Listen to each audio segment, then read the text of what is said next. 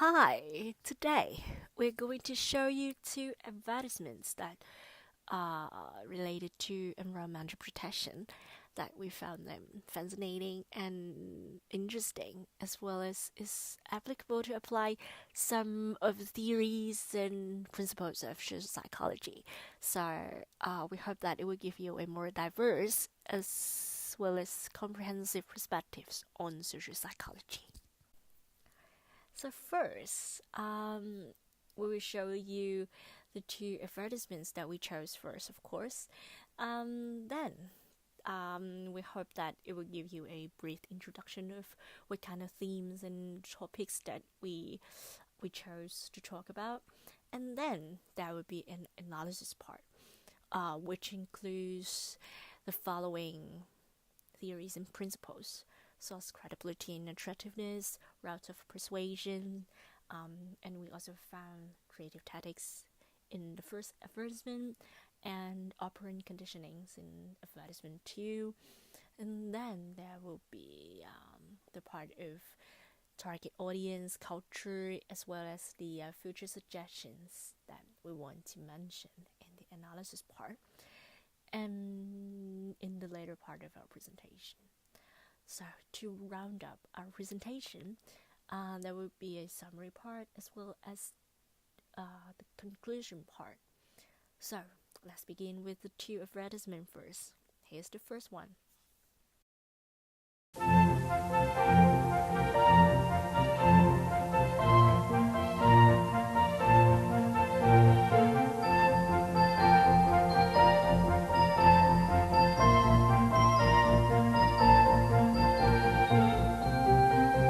Every day, 2 million tons of sewage and industrial effluent float into Hong Kong water.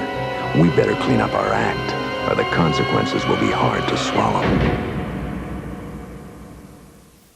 And here's the second one. 老板，鲈鱼、套 Q、虾子、妈妈汤。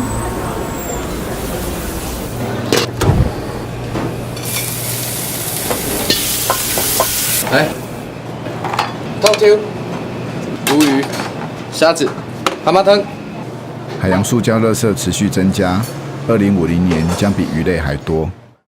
保护下一代，少用塑胶袋。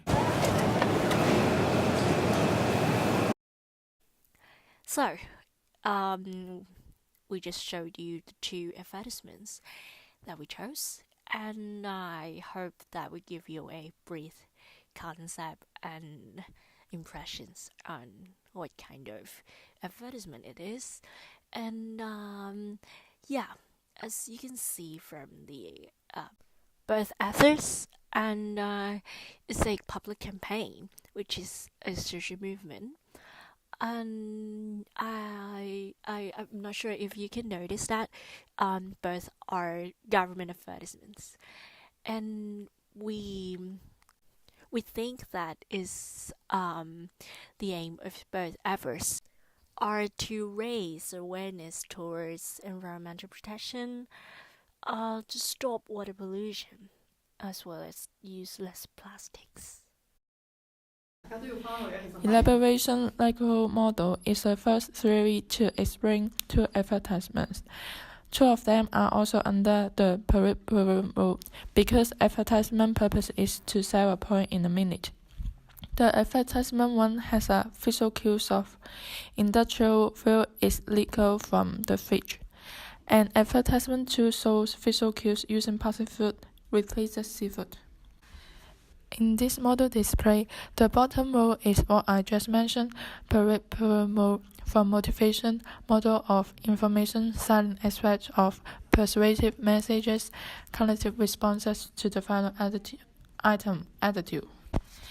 In Act 1, the motivation of audience should be low, because when they frame the act without the preparation of the knowledge of environmental protection, the peripheral mode is the model of information processing.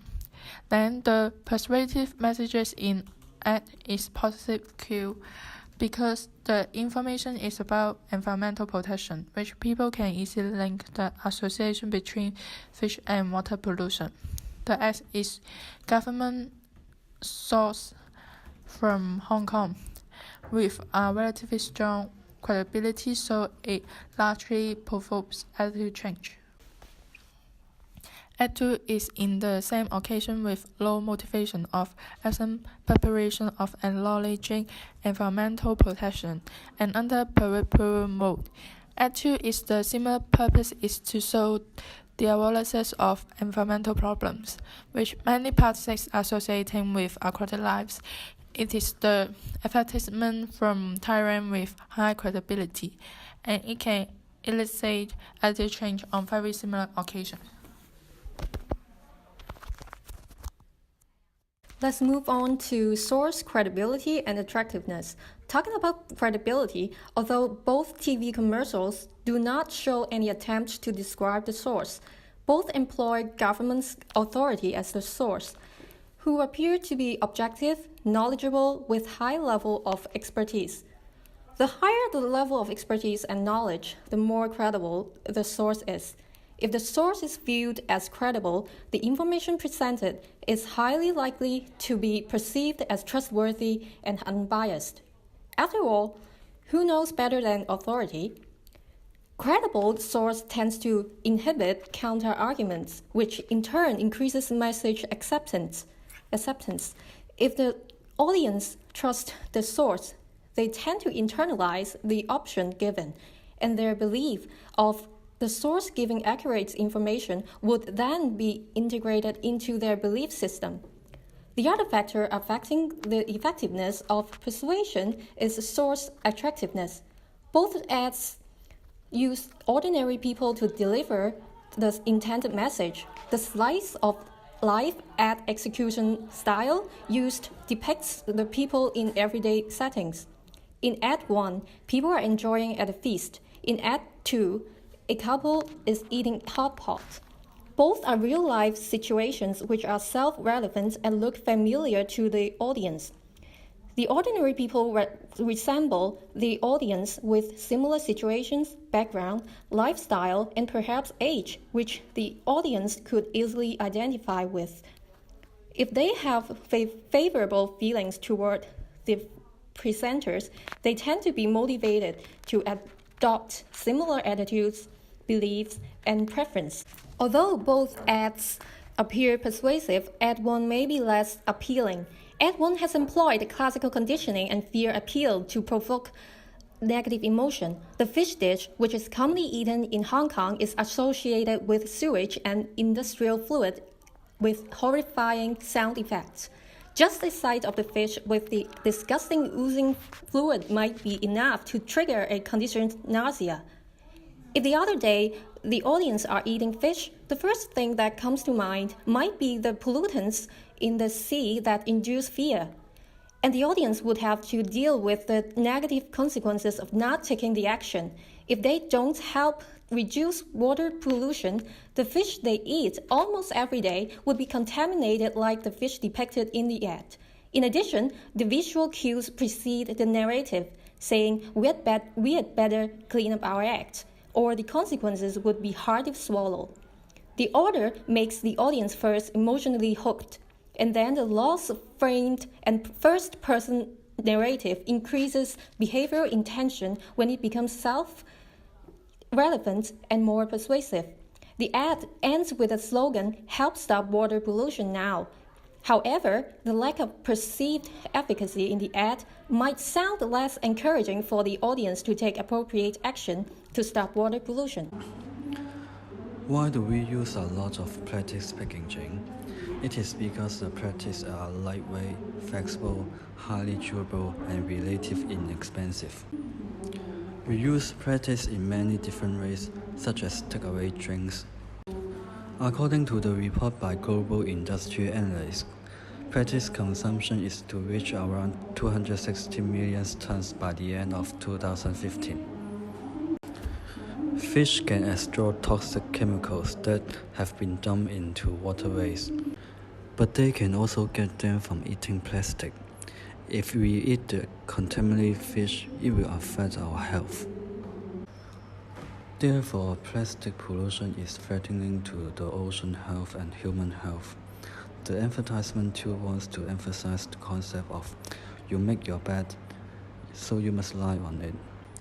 As we used a lot of plastic packaging and polluted the ocean, we decided to eat them back and take the consequence. The advertisement applied the concept of negative punishment in the theory of upward conditioning to make people use less plastic. Negative punishment refers to taking something good away to reduce the occurrence of a political behavior. In the advertisement too, the real seafood were desirable items and were replaced by plastic seafoods, and the undesirable behavior was using plastic cup. It means that people need to reduce their behavior of using plastic cup in order to avoid eating plastic seafood at the end. Subliminal priming can enhance the persuasion of the advertisement. In the last scene, when the couple noticed using plastic packaging will bring negative effect, they refuse to use the plastic cup and push it away. It is a hidden message that processes the audience unconsciously, and they may be unaware that. However, they will remain affected by the message and influence their decision between alternatives. For example, they might think of choosing reusable cup next time. Therefore, it can influence the audience behavior. The target audience for both advertisements are local citizens. Both advertisements were created by local government authority. Advertisement 1 was created by Environmental Protection Department in Hong Kong, while the second advertisement was created by Environmental Protection Administration Executive Yuan in Taiwan. Our group believes that to a certain extent the two advertisements are cross-cultural, as both of them present the theme by understandable images and sounds, which the message behind the advertisements are understandable to audience across culture. Culture refers to social system that is characterized by the shared meaning that are attributed to people and events by its member. However, there are cultural-based factors presented in the advertisement, which may vary among different cultures. For example, in advertisement 1, the background took place in a Chinese banquet and presenting a whole fish to the diner, while in advertisement 2, it took place in a local night market, which is a typical Taiwan culture. Actor dining in night market and having handmade drinks with plastic tumbler. Those cultural settings may not be familiar to non-Asian audience. Due to the above reasons, our group suggests that some situational factors need to be changed in order to fit different cultural contexts. For example, replacing the setting of presenting a whole fish in Chinese banquet maybe to pollutants oozing from the fish when the fish hook while fishing. And in terms of the plastic tumbler with handmade drinks, it could be changed, replaced by paper cups which contain coffee when presenting this message to the Western culture. So here comes a summary about two advertisements as we mentioned. The first advertisement is about contaminated fish, while the second advertisement is about plastic seafood. First of all, the aim of both advertisements is to deliver a message about water pollution in order to raise public awareness. Second, for the route of persuasion, both of them use the peripheral route introduced from the elaboration livelihood model. The first advertisement used sharp illustration to bring out the message by showing polluted soil leak out from the fish, and the second advertisement delivered a clear and direct message by showing a slogan at the end.